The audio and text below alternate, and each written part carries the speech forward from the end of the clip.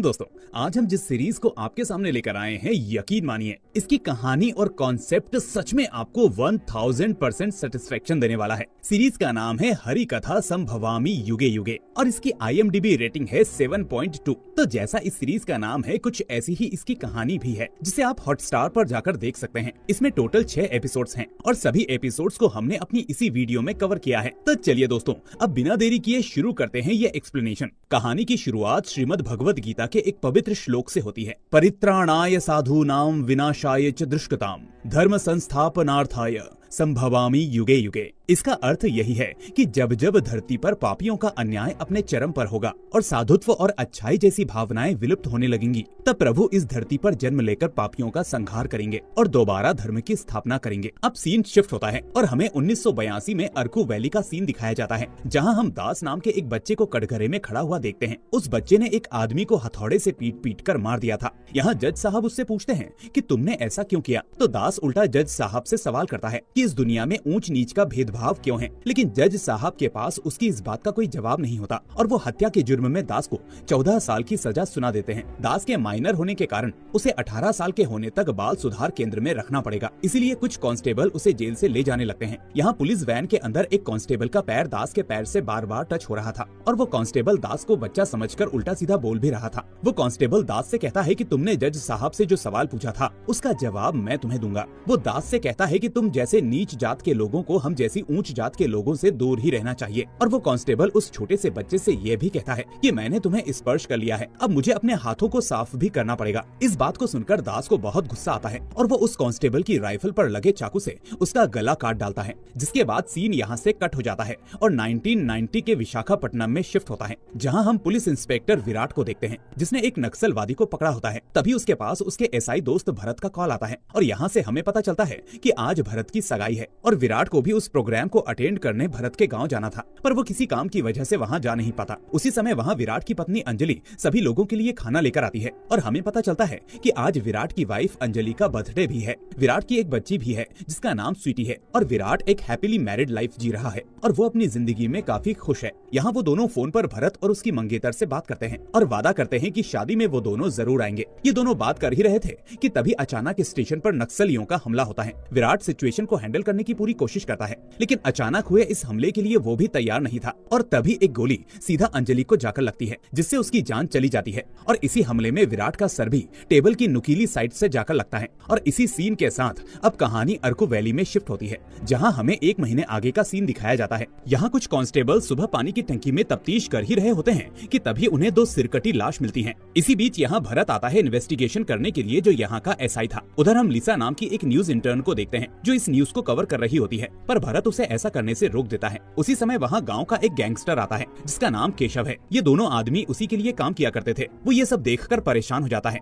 और भरत से कहता है कि वो सिर्फ अपनी इन्वेस्टिगेशन करे, सिर्फ खूनी को ढूंढना, और उसके साथ क्या करना है वो मैं खुद डिसाइड करूंगा। गांव का काफी पावरफुल पर्सन होने के कारण भरत उससे कुछ भी नहीं कह पाता। इधर पुलिस को इन्वेस्टिगेशन करते करते थोड़ी दूरी पर मर्डर वेपन भी मिल जाता है, जो एक कुल्हाड़ी होती है। ये कोई नॉर्मल कुल्हाड़ी नहीं थी, बल्कि फरसा था, बिल्कुल वैसा ही जैसा भगवान परशुराम के हाथ में हमने देखा है। फिर हम सब गांव वालों को देखते हैं जो सरपंच के पास जाते हैं और उससे कहते हैं कि गांव में 2 हत्याएं हुई हैं, इसीलिए हमें देवर्मा के दर्शन को जाना चाहिए। और गांव वालों की इस बात पर सरपंच भी एग्री हो जाता है। फिर वो सब मिलकर देवर्मा के दर्शन के लिए जाते हैं, जो एक तांत्रिक औरत थी जिसे वहाँ के सब गाँव वाले भगवान मानते थे। गाँव वालों के अनुसार उसकी कही हुई सारी बातें हमेशा सच होती है। यहाँ से हमें पता चलता है कि देवर्मा देख नहीं सकती। उस जगह बहुत लोग एकत्र होते हैं। देवर्मा उन सब लोगों के सामने बहुत सारे रिचुअल्स करती है और बाद में एक बकरे की बलि देकर वो लोग देवर्मा की पूजा करने लगते हैं। तब देवर्मा उस बकरे के खून को छूकर बताती है कि गांव पर संकट के बादल मंडरा रहे हैं। आने वाला समय गांव के लिए बहुत ही भारी है, क्योंकि जंगल पर श्राप आया है। भगवान अशांत और क्रोधित हैं और वो खून के प्यासे भी हैं और अब जो संकट गांव पर आने वाला है वो गांव के लिए अच्छा नहीं होगा। ये सुनकर सब लोग बहुत ज्यादा डर जाते हैं। अब लिसा भी यहाँ पर होती है जो सब कुछ रिकॉर्ड कर रही होती है। अगले सीन में हम एक आदमी को देखते हैं जो गाँव की सब औरतों पर गंदी नजर रखता था। उसकी इस हरकत की वजह से गांव की सभी लड़कियां भी उससे परेशान थी। आज गांव के अंदर रंगचारी नृत्य मंडली द्वारा भक्त प्रहलाद का नाटक होने वाला था, जिसके लिए पूरे गांव में अनाउंसमेंट हो रही थी। फिर हम रात को उस नाटक को देखते हैं जहां भक्त प्रहलाद की कथा सुनाई जा रही थी। तभी हम वहां गांव की वैद्य चमंती को देखते हैं, जो गांव में जड़ी बूटियों से सबका इलाज किया करती थी। अब फिर से हम उसी आदमी को देखते हैं जो लड़कियों को छेड़ा करता था। वो एक लेडी से मिलने चला जाता है और यहाँ सब भक्त प्रहलाद की कथा सुन रहे होते हैं, जिसका एक्ट और नरेशन रंगचारी जी कर रहे थे। अब दोस्तों, आगे जाने से पहले हम भक्त प्रहलाद की कथा सुन लेते हैं। पूर्व काल में हिरण्यकश्यप नाम का एक असुर धरती पर हुआ करता था। उसका एक पुत्र था जिसका नाम प्रहलाद था, जो भगवान विष्णु के सच्चे भक्त थे। हिरण्यकश्यप शक्ति के मद में चूर होकर खुद को भगवान मानने लगा था। उसने सभी मंदिरों से भगवान की मूर्ति तुड़वाकर मंदिरों में खुद की पूजा करवाना चालू करवा दिया और अपने पुत्र प्रहलाद को भी ऐसा करने के लिए बाध्य किया। पर भक्त प्रहलाद ने अपने पिता को भगवान के रूप में पूजने से इनकार कर दिया। भक्त प्रहलाद केवल भगवान विष्णु में विश्वास रखते थे और उन्हीं को अपना ईश्वर मानते थे। इससे हिरण्यकश्यप बहुत क्रोधित हुआ और उसने अपने सेवकों को प्रहलाद को कड़ी सजा देने का आदेश दिया। हिरण्यकश्यप ने प्रहलाद को मारने के कई प्रयास किए, यहाँ तक कि भक्त प्रहलाद को अपनी बहन होलिका की गोद में बैठाकर अग्नि के हवाले कर दिया, क्योंकि होलिका को वरदान था कि कोई भी अग्नि उसे जलाकर भस्म नहीं कर सकती। पर भगवान विष्णु की कृपा से होलिका उस अग्नि में जल जाती है, लेकिन भक्त प्रहलाद को कुछ नहीं होता और यहीं से होलिका दहन का भी आरंभ हुआ था। फिर एक दिन हिरण्यकश्यप भक्त प्रहलाद से पूछते हैं कि कहाँ है तेरा विष्णु। इस पर भक्त प्रहलाद उन्हें बताते हैं कि पिताश्री, आप जहाँ जहाँ उनको खोजोगे वो वहीं हैं। आसमान में भी हैं, धरती में भी हैं, सृष्टि के हर कण कण में वो समाहित हैं। हिरण्यकश्यप एक खंबे की तरफ देखता है और भक्त प्रहलाद से कहता है कि क्या इस खंबे के अंदर है तेरा विष्णु। तब भक्त प्रहलाद हाँ कर देते हैं। तभी हिरण्यकश्यप उस खंबे पर गदा से प्रहार करता है और उस खंबे के अंदर से नरसिंह भगवान निकलते हैं और उस पापी दुराचारी हिरण्यकश्यप का वध कर देते हैं और सीन यहीं पर कट होता है। फिर हम उस आदमी को देखते हैं जो एक जंगल से जा रहा होता है। तभी एक पेड़ को फाड़कर नरसिंह भगवान बाहर निकलते हैं, जिन्हें देखकर वो आदमी बहुत डर जाता है। जैसे भगवान नरसिंह ने हिरण्यकश्यप को हवा के बीचों बीच रखकर मारा था, वैसे ही उस आदमी को भी भगवान नरसिंह ऐसे ही मार डालते हैं। ये सब पास ही खड़ा हुआ एक आदमी वीरू देख लेता है और तुरंत बेहोश हो जाता है। कहानी में आगे बढ़ने से पहले आपको हिरण्यकश्यप के वरदान के बारे में भी जरा बता दिया जाए। उसे वरदान प्राप्त था कि ना उसे कोई मानव मार सकता है और ना ही कोई पशु, इसलिए भगवान ने नरसिंह का अवतार धारण किया। वो ना तो मानव रूप थे और ना ही पशु रूप। उसने ये भी मांगा था कि ना रात और ना ही दिन में उसकी मृत्यु हो, इसलिए भगवान ने दोनों वक्त के बीच का टाइम चुना। उसके वरदान के अनुसार उसे ना कोई घर के भीतर मार सकता था और ना ही कोई घर के बाहर, इसलिए भगवान नरसिंह ने उसे दहलीज पर लाकर मारा। इतना ही नहीं, उसने ये भी मांगा था कि उसकी मृत्यु ना धरती पर हो और ना ही आकाश में, इसलिए भगवान नरसिंह ने उसे अपनी जांघ पर रखा और उसे हवा में रखकर मारा। उसके वरदान के अनुसार उसकी मृत्यु ना किसी अस्त्र से हो और ना ही किसी शस्त्र से, इसलिए नरसिंह भगवान ने अपने नाखूनों का उपयोग किया। इसलिए हर वरदान को सोच समझ कर दिया जाता है और उसी हिसाब से भगवान अपनी लीला रचित करते हैं। चलिए अब स्टोरी पर वापस आते हैं। अगले दिन वीरू बहुत खुश था कि उसने भगवान को देख लिया। वो सभी गांव वासियों को वो जगह भी दिखाता है जहां उसने नरसिंह भगवान को देखा था। तभी वहां एसआई भरत आता है इन्वेस्टिगेशन करने के लिए और उसे यहाँ भगवान नरसिंह के सुनहरे बाल मिलते हैं, जिससे वो सोच में पड़ जाता है। उधर गांव के अंदर ये बात फैल जाती है कि देवर्मा की बात सच थी। गांव के अंदर भगवान का प्रवेश हो चुका है और उन्होंने ही ये सब किया। फिर हम लिसा को देखते हैं जो रामाचारी जी का इंटरव्यू ले रही होती है। वो उससे बताते हैं कि ये नाटक अतीत को वर्तमान से जोड़ता है और वो अपने नाटक के माध्यम से भगवान श्री हरि के सब अवतारों के बारे में लोगों को बताना चाहते हैं, ताकि लोग अपने कर्तव्यों को समझें और उनका सही से पालन करें। हम फिर विराट को देखते हैं जो अभी जिंदा था। वो अपनी बेटी स्वीटी के साथ भरत के गाँव आ जाता है और यहाँ स्वीटी को लेकर जंगल घूमने चला जाता है। तभी वहाँ कुछ कुत्ते आ जाते हैं और विराट को देखकर भौंकने लगते हैं। उन कुत्तों की आवाज से विराट को बहुत दिक्कत होने लगती है, क्योंकि उस हादसे के बाद से विराट के माइंड में जो साउंड रिसीविंग सिस्टम होता है उसमें बहुत दिक्कत आ गई थी और उसे बहुत ही ज्यादा लाउड आवाज मतलब हाई फ्रिक्वेंसी की आवाजों से तकलीफ होने लगी थी। यहाँ तक कि ऐसी आवाजों को सुनकर उसके कान से खून भी आने लगता है। और यहाँ एक खास बात ये भी थी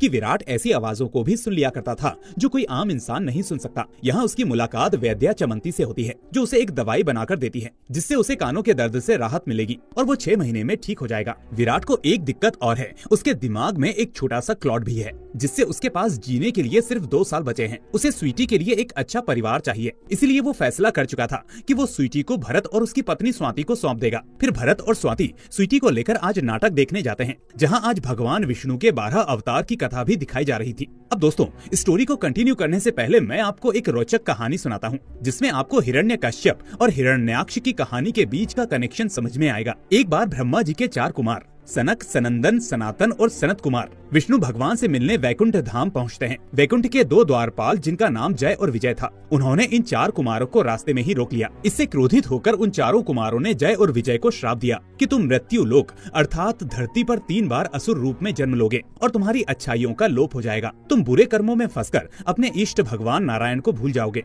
इसी श्राप के अनुरूप जय और विजय ने सतयुग में हिरण्यकश्यप और हिरण्याक्ष के रूप में, त्रेता युग में रावण और कुंभकर्ण के रूप में और द्वापर में शिशुपाल और दंतवक्र के रूप में पृथ्वी पर जन्म लिया। चारों कुमारों के इस श्राप से दुखी होकर जय और विजय भगवान विष्णु की शरण में गए और उन्हें पूरा वृत्तांत सुनाया। तब श्री हरि विष्णु बोले कि मैं उन चारों कुमारों का श्राप तो नहीं काट सकता, पर मैं तुम्हें एक वरदान देता हूँ कि तुम्हारी मृत्यु 3 जन्मों में मेरे हाथों होगी और अंत में तुम वैकुंठ को प्राप्त होंगे। इसी वरदान के क्रमशः रावण और कुंभकर्ण का वध हरि अवतार भगवान राम ने किया। शिशुपाल और दंतवक्र का वध भी श्री विष्णु के परम अवतार श्री कृष्ण के हाथों हुआ। उसी तरह जब हिरण्याक्ष के अत्याचारों के चलते धरती पर असंतुलन बढ़ने लगा, तब ये सब देखकर भगवान ब्रह्मा ने सबसे पहले पुरुष स्वयंभुव मनु और पहली स्त्री सतरूपा को धरती पर भेजा, पर हिरण्याक्ष ने धरती को समुद्र में ले जाकर छुपा दिया। ये देखकर भगवान ब्रह्मा ने भगवान विष्णु से विनती की कि प्रभु आप कुछ कीजिए। तब भगवान विष्णु ने वराह अवतार लेकर पृथ्वी को बचाया और हिरण्याक्ष का अंत भी किया। ये बात जब हिरण्यकश्यप को पता चली कि उसके भाई को भगवान विष्णु द्वारा मार दिया गया है,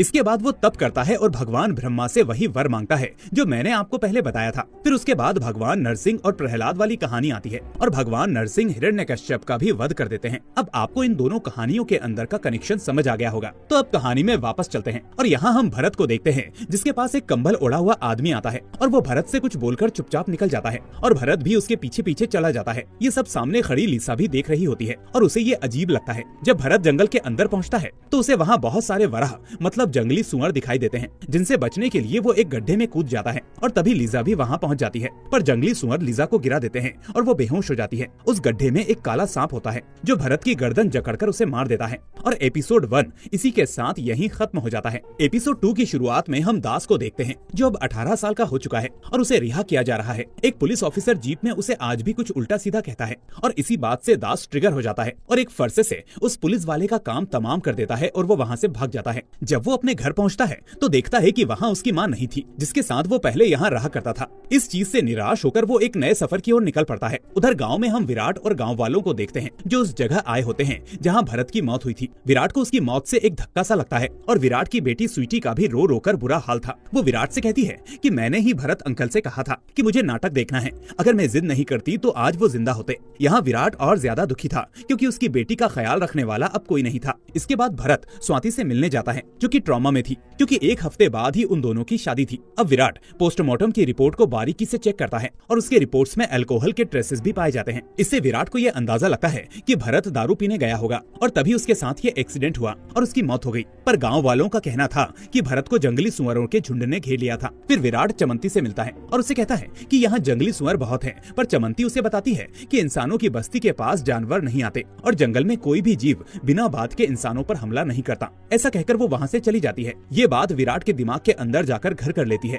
अब ये केस सॉल्व करना उसके लिए बहुत जरूरी हो गया था क्योंकि उसे अपनी बेटी को इस गिल्ट से बाहर लाना था कि कुछ भी उसकी वजह से नहीं हुआ है। इसीलिए वो सीधा जाकर स्वाति से मिलता है। स्वाति उसे बताती है कि भरत बहुत अच्छा आदमी था, वो किसी से झगड़ा नहीं किया करता था, न बड़े केस लिया करता था, उसकी किसी से कोई दुश्मनी भी नहीं थी। विराट को तभी सभी गाँव वालों से भगवान वाली बात सुनने को मिलती है कि भगवान खुद आकर लोगों को मार रहे हैं, पर विराट को इस बात पर विश्वास नहीं था। हालांकि वीरू ये दावा कर रहा था कि उसने नरसिंह अवतार को देखा है। इस बीच हम रंगाचारी को देखते हैं। गांव के कुछ आदमी उसके पास होते हैं और उसे बता रहे होते हैं कि भगवान ही ये सब कर रहे हैं और ईसाई भरत को भी भगवान के वराह अवतार ने मारा है और उस आदमी को नरसिंह अवतार ने मारा था और उन 2 लोगों को परशुराम अवतार ने ही मारा होगा क्योंकि हमें वहाँ से फरसा मिला है। इस पर रंगाचारी कहते हैं कि इसके बारे में कुछ नहीं कह सकते। विष्णु भगवान के सारे अवतार परिस्थिति के अनुसार ही लिए गए थे। सबसे पहले मत्स्य अवतार हुआ जो सिर्फ पानी में रहा करता था। फिर कुर्मा अवतार हुआ जो पानी और धरा दोनों पर रह सकता था। फिर वराह अवतार जो सिर्फ जमीन पर रह सके। फिर नरसिंह अवतार जो पशुओं और इंसानों के बीच के कनेक्शन को उजागर करता है कि दोनों एक दूसरे के लिए कितने जरूरी हैं। फिर वामन अवतार जिसके बाद भगवान मनुष्य रूप में आए। उसके बाद क्रमशः भगवान परशुराम, भगवान राम, परम अवतार श्री कृष्ण और उनका आखिरी अवतार कलयुग के अंत में होगा। तभी वहाँ गांव का सरपंच आता है, जो गांव वालों से कहता है कि रात में जंगल में अजीब सी घटनाओं को देखते हुए मेरा सबसे अनुरोध है कि रात के समय कोई जंगल में ना जाए। पर तभी अगले सीन में हमें सरपंच की लाश मिलती है। इससे गांव वाले और विराट खुद भी काफी परेशान हो जाता है। फिर वो बैठकर सभी हुई हत्याओं के पीछे का लिंक खोज रहा होता है कि तभी उसे एक चीज कॉमन दिखाई देती है कि सब लोग नाटक देखने गए थे, तो बीच नाटक में उठने के कारण उनकी मौत हुई। तभी फिर वो सीधा रंगचारी के पास जाता है और उसका गला पकड़कर उससे पूछता है कि ये सारे खून तुमने ही किए हैं ना। विराट आगे कुछ बोल पाता तभी रंगचारी का साउंड सिस्टम बजने लगता है, जिससे विराट को दिक्कत होने लगती है। जैसे तैसे रंगचारी उस साउंड सिस्टम को बंद करता है और उससे कहता है कि मैंने किसी को कुछ नहीं किया, मेरे सभी दर्शक मेरे लिए भगवान हैं। अगर उसे फिर भी यकीन ना हो तो वो खुद नाटक देखने आए और देखे कि उसके साथ कुछ होता है क्या। और इसी सीन के साथ दूसरा एपिसोड भी यहीं पर खत्म हो जाता है। एपिसोड 3 की शुरुआत में हम दास को देखते हैं, जो 3 लोगों को बहुत ही बेरहमी से दौड़ा दौड़ाकर मौत के घाट उतार देता है। सीन यहाँ से कट होता है और गांव में जाकर शिफ्ट होता है,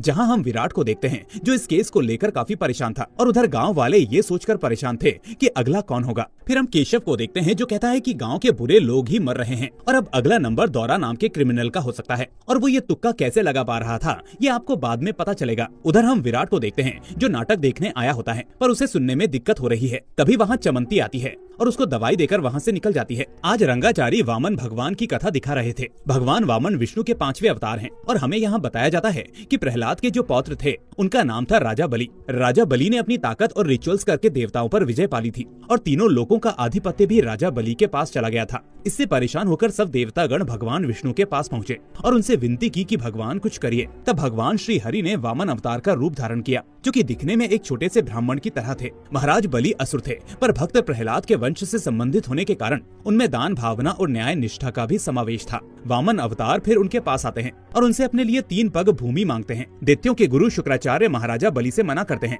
कि ये उस छलिए विष्णु की कोई चाल है, पर राजा बलि अपने मुंह से वचन निकाल चुके थे। तभी हम विराट को देखते हैं, जिसके पास एक कांस्टेबल आता है और उससे कहता है कि यहाँ पर ये नाटक वाले सिर्फ हमारा टाइम खराब कर रहे हैं। जिस पर विराट कहता है कि मुझे पता लगाना है कि लोग यहीं से क्यों मरते हैं। अब हम वहाँ बैठे हुए 3 लोगों को देखते हैं, एक केशव, एक दौरा और एक कोई और आदमी था। ऐसे ही बुरे लोग पहले मर रहे थे, यहाँ पर सिर्फ भरत ही अच्छा आदमी था। अब विराट कांस्टेबल से उन तीनों पर नजर रखने के लिए कहता है और फिर थोड़ी देर बाद वो तीनों अपने अपने घर चले जाते हैं और विराट सबके पीछे अलग अलग कांस्टेबल्स को भेजता है। एक कांस्टेबल विराट को वॉकी टॉकी पर बताता है कि दौरा नाम का एक क्रिमिनल आगे जाकर गायब हो गया है और विराट उसे ढूंढने निकल जाता है। जंगल के अंदर जाने पर उसे दौरा किसी के सामने हाथ जोड़े खड़ा हुआ दिखाई देता है और जब वो ध्यान से देखता है तो उसे वामन भगवान दिखाई देते हैं। तो दोस्तों, अब हम वामन अवतार की कहानी को पूरा करते हैं। राजा बलि भगवान वामन को 3 पग जमीन उन्हें दान स्वरूप दे देते हैं। तब भगवान वामन अपने विशालकाय रूप में आते हैं। एक पग में धरती और दूसरे पग में स्वर्ग और तीसरा पांव रखने के लिए उन्हें जगह ही नहीं बचती।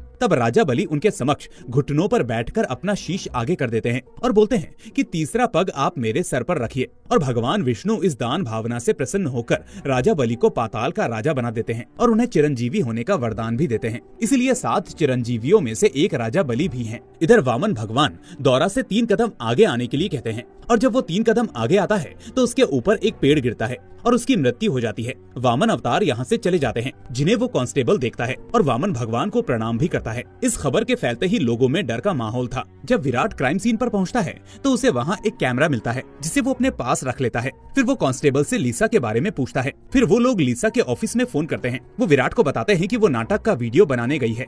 अब विराट को ये चिंता हो जाती है कि लीसा कहाँ है। सीन फिर पास्ट में जाता है और हम देखते हैं कि जब वो भरत का पीछा कर रही थी तो उसे वहाँ चोट लग गई थी और वो बेहोश हो गई थी और अगले दिन चमंती उसे अपने घर ले आई और वही उसका ट्रीटमेंट कर रही है। तभी लीसा को होश आता है और वो वहाँ से निकल जाती है। इधर सीन प्रेजेंट में आता है और हम विराट को देखते हैं, जो कि नाटक मंडली को अरेस्ट कर चुका था। फिर वो रंगाचारी से सख्ती से पूछता है, लेकिन जब तक इस गाँव का नया एसआई आकर विराट के ऊपर गुस्सा करने लगता है और वो विराट को इंसल्ट करके बाहर निकाल देता है, क्योंकि विराट ना तो उस थाने का इंचार्ज था और ना ही ऑन ड्यूटी था। फिर विराट सीधा भरत के मरने वाले स्पॉट पर पहुंचता है और प्रतिज्ञा करता है कि भरत को जिसने भी मारा है उसे मैं नहीं छोड़ूंगा, क्योंकि वो दोनों बचपन के दोस्त थे। तभी वहाँ लीसा आती है अपना कैमरा ढूंढते हुए, पर उसे कैमरा नहीं मिलता, पर उसे वहाँ कैमरे की टेप मिलती है, जिसको साथ लेकर वो निकल जाती है। अब विराट रंगाचारी के घर जाता है और उससे कहता है कि उसने उस रात वामन अवतार को देखा था, जो शायद इसी मंडली में से ही कोई था। वो रंगाचारी से कहता है कि वो जो कोई भी था उसे कोई नहीं बचा पाएगा, और इसी के साथ एपिसोड 3 यहीं पर खत्म हो जाता है। एपिसोड 4 की शुरुआत में हम रंगाचारी को देखते हैं जो अपने घर में बैठा होता है और उसकी पत्नी विराट की बात से बहुत परेशान होती है। वो उसे कहती है कि अब हमें ये सब बंद कर देना चाहिए, पर रंगाचारी उसे कहता है कि मैं ये सब बंद तो कर दूं, पर पहले मुझे मेरी खुशी वैदेही वापस चाहिए। फिर हमें वैदेही की कहानी से रूबरू कराया जाता है। असल में रंगाचारी की पोती का नाम वैदेही था। रंगाचारी की बेटी की मृत्यु कम उम्र में हो गई थी, इसीलिए वो अपनी बेटी वैदेही की जिम्मेदारी अपने पिता को दे गई थी। वो, उनकी पत्नी और उनकी पूरी नाटक मंडली वैदेही को बहुत चाहती थी। रंगाचारी ने उसकी छोटी से छोटी जरूरतों का ख्याल रखा और उसे बहुत नाजुक से पाला। फिर जब वो बड़ी हुई तो रंगाचारी ने उसे पढ़ने के लिए शहर भेज दिया। वैदेही शहर से डॉक्टर बनकर वापस आती है, जिससे सब लोग बहुत खुश थे। अब वैदेही अपने गाँव आती है और गाँव के लोगों की सेवा करने लगती है। फिर हम चमंती को देखते हैं जो वैदेही की बहुत अच्छी दोस्त होती है, जो यहाँ की बहुत अच्छी चिकित्सक और वैद्य भी थी। चमंती को आयुर्वेद का बहुत अच्छा ज्ञान था और वैदेही को एलोपैथी दवाइयों का बहुत अच्छा ज्ञान था। दोनों मिलकर गांव के लोगों की सेवा कर रहे थे। एक रात वैदेही को केशव के घर से बुलावा आता है, क्योंकि केशव की माँ की तबीयत बहुत खराब थी। वो वहाँ पर केशव की माँ का इलाज करने जाती है, पर उसको देखकर केशव की नीयत उस पर खराब हो जाती है। अगले दिन जब वैदेही रंगाचारी के साथ जा रही होती है तो केशव उसे किडनैप कर लेता है और उसे अपने घर ले जाता है और उसकी आबरू को बेआबरू करके उसे अंदर से डिस्ट्रॉय कर देता है। उधर रंगाचारी परेशान होता है अपनी पोती को बचाने के लिए और वो दर दर की ठोकरें खाकर सीधा सरपंच के पास पहुंचता है, पर सरपंच कुछ नहीं करता। उल्टा वो खुद वैदेही को अपने घर ले आता है और उसके साथ गलत करता है। मतलब जिन जिन लोगों को हमने अब तक मरते हुए देखा था उन्होंने वैदेही के साथ गलत किया था, पर भरत इन सब में शामिल नहीं था। फिर भी वो क्यों मरा ये सस्पेंस आगे रिवील किया जाएगा। खैर, केशव के आदमी वैदेही को रास्ते में फेंक कर चले जाते हैं। तभी रंगाचारी वहाँ आते हैं और वो वैदेही को संभालते हुए बहुत रोने लगते हैं। वैदेही अपनी आखिरी सांस लेते समय अपने दादा रंगाचारी से कहती है कि आप मेरी मौत के कारण के बारे में किसी को भी नहीं बताएंगे, क्योंकि अगर आपने ऐसा किया तो इस गांव में आगे से कोई डॉक्टर नहीं आएगा। और ऐसा कहकर वो दम तोड़ देती है। रंगाचारी अपनी पोती की मौत का गम सहन नहीं कर पाते और वो मंदिर की छत पर जाकर भगवान से कहते हैं कि आपने आज अन्याय को देखते हुए भी कुछ नहीं किया, इसलिए मैं अपने तरीके से उन पापियों का संहार करूंगा। फिर सीन प्रेजेंट में आता है और हमें समझ में आता है कि रंगाचारी और उसकी नाटक मंडली उन सब अधर्मियों को खत्म करके वैदेही की मौत का बदला ले रही है। फिर हम केशव को देखते हैं जिससे उसका आदमी ये पूछता है कि अब किसकी बारी है, तो केशव कहता है कि अब मेरी बारी है। इसका मतलब उसे पता था कि ये क्यों हो रहा है। उसने जब दौरा के मरने की भविष्यवाणी की थी तो उसे पता था कि ये सब उसके ही पापों का फल है। उधर हम लिसा को देखते हैं जो उस टेप के अंदर की रिकॉर्डिंग को देखती है। उस टेप में उस रात की रिकॉर्डिंग थी जब भरत की मौत हुई और उसे किसी ने धक्का देकर बेहोश कर दिया था। उस रिकॉर्डिंग को देखकर लिसा के होश उड़ जाते हैं। मतलब उसमें कुछ बहुत ही शॉकिंग था। रात को नाटक मंडली का प्रोग्राम फिर से चालू होता है। उसे विराट भी बैठकर देख रहा होता है। साथ ही यहाँ पर केशव और एसआई अजय भी आया हुआ था। आज कृष्ण अवतार से जुड़े हुए कांड द्रौपदी चीरहरण के बारे में गाँव वालों को बताया जा रहा था। यहाँ पर बार बार केशव रंगाचारी को ट्रिगर कर रहा था कि तू मेरा कुछ नहीं कर पाएगा, मैंने तेरी पोती के साथ वो सब कुछ किया, फिर भी मैं अभी तक जिंदा हूँ। इस बात से रंगाचारी बहुत परेशान हो जाते हैं। फिर जब नाटक खत्म होता है तो सब अपने अपने घर जाने लगते हैं। तब एसआई अजय और केशव पूरी नाटक मंडली पर नजर रखने के लिए उन्हें यहीं पर रोक लेते हैं। पूरी रात ऐसे ही बीत जाती है और सुबह वो रंगाचारी से कहता है कि वो कुछ भी नहीं कर पाया। पर फिर वहाँ एक आदमी आता है जो केशव को खबर देता है कि केशव का एक खास साथी जो उस इंसिडेंट में शामिल था वो मारा जा चुका है। रंगाचारी फिर थोड़ा सा हंसते हैं और केशव से कहते हैं कल रात का नाटक अब खत्म हुआ है। उधर विराट उस स्पॉट को इन्वेस्टिगेट करने जाता है जहाँ उसे एक कपड़े का टुकड़ा मिलता है। तभी उसे श्री कृष्ण दिखाई देते हैं। वो उनका पीछा करता है और वो गायब हो जाते हैं। विराट फिर अपने कान में से दवाई वाली रुई को हटाता है जिससे वो जंगल की सारी आवाज सुन सके। फिर उसे कुछ आवाज सुनाई देती है जिसका पीछा करते करते वो एक सीक्रेट रूम तक आ पहुँचता है। यहाँ पर सभी अवतारों के मेकअप, कॉस्ट्यूम्स और मुकुट रखे हुए थे। मतलब कोई इंसान यहाँ से गेटअप चेंज करके अवतारों का रूप धारण करता है और फिर लोगों को मारता है। तभी हम श्री कृष्ण के रूप में वहाँ दास को देखते हैं। विराट उससे सवाल करता है पर दास तेज आवाज करके उसे परेशान कर देता है जिससे विराट को बहुत तकलीफ होती है और वो वहाँ गिर जाता है और कुछ लकड़ियाँ उसके पैर के ऊपर भी गिर जाती हैं और लकड़ियों के ऊपर रखी लालटेन भी जमीन पर आकर गिरती है जिससे विराट और हमको दास का रूप बहुत बड़ा दिखने लगता है। फिर दास भगवान विष्णु के पूर्ण अवतार में आकर कहता है कि मैं ही ईश्वर हूँ और इसी के साथ एपिसोड 4 यहीं पर खत्म होता है। एपिसोड 5 की शुरुआत में हमें दास की कहानी से रूबरू कराया जाता है। वो पास के ही किसी गाँव में अपनी माँ के साथ रहा करता था। इसी गाँव के अंदर ऊंच नीच का भेदभाव बहुत था जिसकी वजह से कोई भी दास और उसकी माँ को छूना तो छोड़ो, उनसे सीधे मुंह बात तक नहीं करता था। वो मंदिर भी नहीं जा सकते थे। दुकानदार उनके हाथ से पैसे लेना भी पसंद नहीं करते थे। वहाँ स्कूल के अंदर भी दास से कोई बात नहीं करता था। इससे आपको एक बात याद आई होगी कि शुरुआत में दास ने ये बात जज साहब से भी पूछी थी कि भेदभाव क्यों है।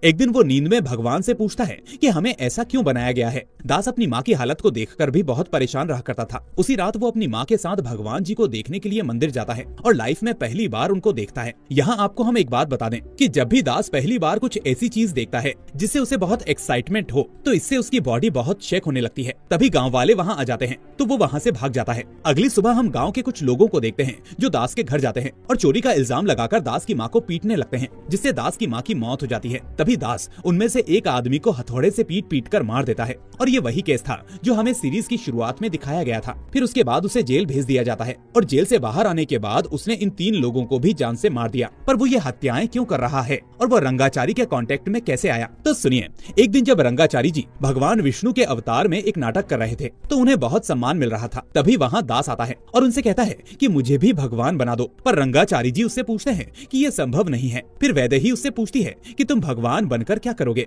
तब दास उससे कहता है कि मैं भगवान बनकर ऊंच नीच का अंतर खत्म करूंगा। तब वैदेही उसे कुछ समझाती है और उसका समझाने का तरीका बिल्कुल दास की माँ की तरह था, इसलिए वैदेही में उसे अपनी माँ दिख रही थी। वैदेही उसे अपनी नाटक मंडली में शामिल करवा लेती है। जब वैदेही के साथ वो सब हुआ तब दास वहाँ नहीं था, पर जब वो वापस आया तो वो उस इंसिडेंट से टूट गया और वो रंगाचारी से कहता है कि आप मुझे भगवान बनाएं, एक ऐसा भगवान जो अधर्मियों को सजा देगा। चमंती भी उसे यही कहती है। वो कहती है कि वो जंगल को अच्छे से जानती है, वो भी दास का पूरा साथ देगी और यहीं से ये मौत का खेल शुरू हुआ था। दास का एक अभिषेक होता है। रंगाचारी उससे कहते हैं कि अब वो भगवान का एक अवतार है, उसके ही सभी अवतारों की कथा होगी ये हरि कथा। और हम देखते हैं कि एक एक करके विष्णु भगवान के हर एक अवतार की कथा होती है और जिस अवतार की कथा होती है वो उसका रूप धारण करके अधर्मियों को मार देता है। वो विराट से कहता है कि कहानी खत्म होने में बस एक आखिरी अध्याय बचा है, मतलब केशव। इस पर विराट उससे पूछता है कि तुमने भरत को क्यों मारा, पर दास के पास इसका कोई जवाब नहीं था। अगले दिन चमंती आकर विराट को संभालती है और उधर अजय अपनी इन्वेस्टिगेशन में लगा हुआ था। इधर रंगाचारी अपने अंतिम नाटक की तैयारी शुरू करते हैं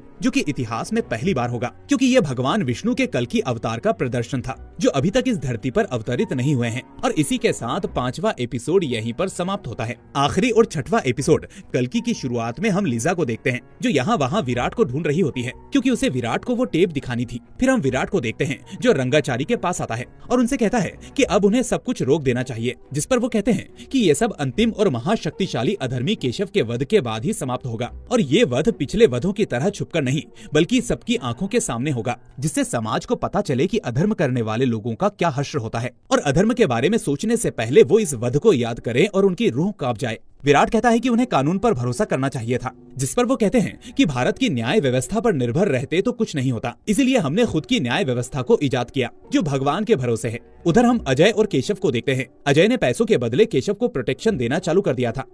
इस बार नाटक दिन में चालू होता है और हमें कल्कि अवतार की कहानी दिखाई जाती है जब कलयुग अपने अंतिम चरण में होगा और चारों तरफ धर्म की हानि होगी। तब भगवान विष्णु कल्कि रूप में पृथ्वी पर प्रकट होंगे और वो सफेद घोड़े पर बैठकर आएंगे। उसी तरह दास सफेद घोड़े पर बैठकर आता है और वो एक झटके में तलवार से केशव का सर उसके शरीर से अलग करने ही वाला होता है, पर अजय उसे बचा लेता है। दास भागने लगता है और अजय उसका पीछा करने लगता है और आगे जाकर वो दास को शूट भी कर देता है। तभी वहाँ विराट आता है और अजय को ऐसा करने से रोकता है और वहाँ उसी दरमियान चमंती भी आ जाती है, पर अजय उसे भी मारकर बेहोश कर देता है। दास मरने से पहले अजय का गला चीरकर उसे जान से मार देता है। मरने से पहले दास विराट से कहता है कि एक असुर अभी भी रह गया है, अब भगवान को खुद आना होगा। यहाँ दास विराट से कहता है कि वो अपनी बेटी का ध्यान रखे और इतना कहकर वो विराट की गोद में दम तोड़ देता है और दास के मरते ही रंगाचारी का सपना, उनके द्वारा चलाया हुआ धर्म का अभियान और वैदेही के न्याय की कोशिश भी मर जाती है। अब विराट घर आता है और उसके दिमाग में यही सब घूम रहा होता है। उधर हम रंगाचारी को देखते हैं जो अपनी पूरी नाटक मंडली के साथ गांव छोड़कर जा रहे थे। तभी रास्ते में उन्हें केशव दिखता है जो उन्हें आज भी परेशान कर रहा था। तभी तलवार हाथ में लिए सफेद घोड़े पर सवार कल्कि भगवान आते हैं और सबके सामने उसका सर धड़ से अलग करके और आगे जाकर गायब हो जाते हैं।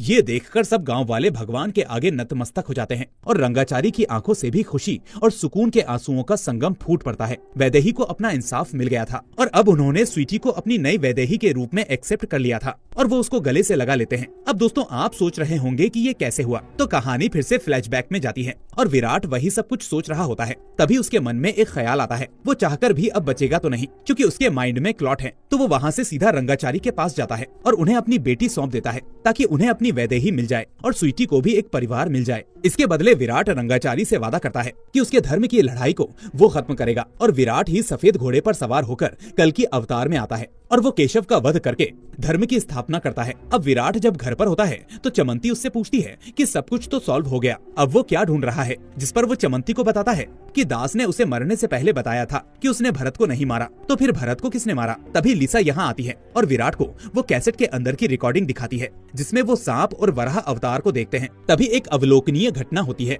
भगवान उसे मारने खुद आए होते हैं और उस रिकॉर्डिंग में भगवान को एक मोर पर बैठकर जाता हुआ भी दिखाया जाता है। इसका मतलब ये है कि भरत की मृत्यु कोई मानवीय घटना नहीं है बल्कि खुद भगवान द्वारा रचित अवलोकनीय घटना है। पर ऐसा क्यों हुआ? सीन फिर से पास्ट में जाता है और हमें दिखाया जाता है कि वहाँ सबसे पहले रंगाचारी मदद मांगने भरत के ही पास गए थे, पर वो केशव से डरता था, इसलिए वो मना कर देता है। उसने ये केस लेने से मना कर दिया था। इस वीडियो को स्वाति ने भी देखा था। वो पूछती है कि भगवान ने केशव की जगह भरत को क्यों मारा। तब विराट गीता का श्लोक सुनाता है, परित्राणाय साधूनाम विनाशाचाय दुष्कृताम धर्म संस्थापनार्थाय संभवामि युगे युगे। मतलब जब जब अधर्म बढ़ा है भगवान आए हैं और जिसने भी उस अधर्म का साथ दिया भगवान ने उसका भी वध किया। जैसे कि सबसे महान योद्धा और धर्म के शिखर होते हुए भी भीष्म पितामह को वाणों की सैया मिली थी क्योंकि उन्होंने द्रौपदी चीरहरण को नहीं रोका और वो चुपचाप अन्याय होता देखते रहे। वो सामर्थ्यशील थे, चाहते तो द्रौपदी का चीरहरण रोक सकते थे। वैसे ही भरत वैदेही को बचा सकता था, पर उसने ऐसा नहीं किया और इसीलिए वो कांटों रूपी वाणों की सैया पर मारा गया और भगवान खुद उसको मारने आए थे। इसी बात पर चमंती कहती है कि मतलब देवर्मा की बात बिल्कुल सच थी। फिर हम देवर्मा को देखते हैं जो कहती है कि ये तो सिर्फ अरण्य कांड था, महाप्रस्थानम तो अभी बाकी है। मतलब अभी तो सिर्फ ये एक छोटा सा कार्य है, अभी कल की अवतार बाकी है। जिसके बाद देवर्मा की आंखें जो जन्म से बंद थी वो अचानक से खुल जाती हैं। तभी हम पेड़ से बाहर आते हुए नरसिंह भगवान को देखते हैं और इसी के साथ ये शानदार सीरीज यहीं पर समाप्त होती है। तो दोस्तों, आपको ये सीरीज कैसी लगी हमें कमेंट करके जरूर बताएं। साथ ही कहानी पसंद आई हो तो इसे लाइक करके चैनल को सब्सक्राइब करना ना भूलें। हम फिर मिलेंगे एक और ऐसी ही शानदार कहानी के साथ। Till then take care.